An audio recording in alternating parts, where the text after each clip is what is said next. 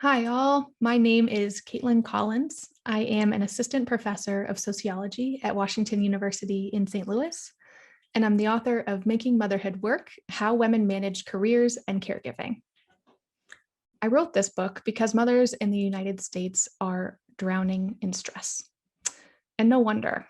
The US has the most family hostile public policy of any country in the Western industrialized world. 70% of mothers today work outside the home, and yet they are still responsible for most housework and childcare. I first started studying the plight of women who dare to work and have kids in 2011. Since then, I have interviewed 135 middle class employed mothers in Sweden, Germany, Italy, and the United States. I wanted to understand how women navigate employment and motherhood in countries with very different public policy supports and cultural attitudes about men and women and work and family. I also had a very personal interest.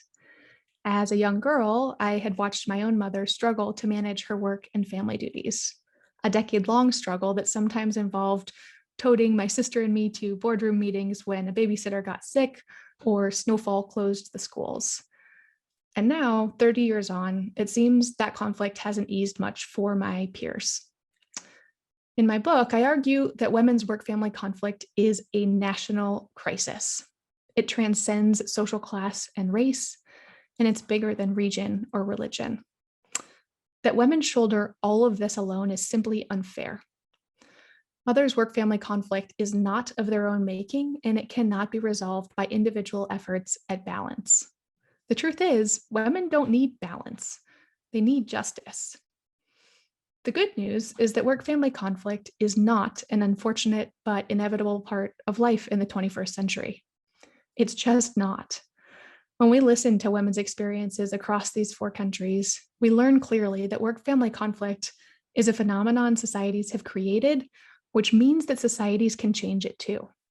Americans can enact policies to remedy the unequal social conditions that perpetuate mothers' work-family conflict and their disproportionate responsibility for caregiving.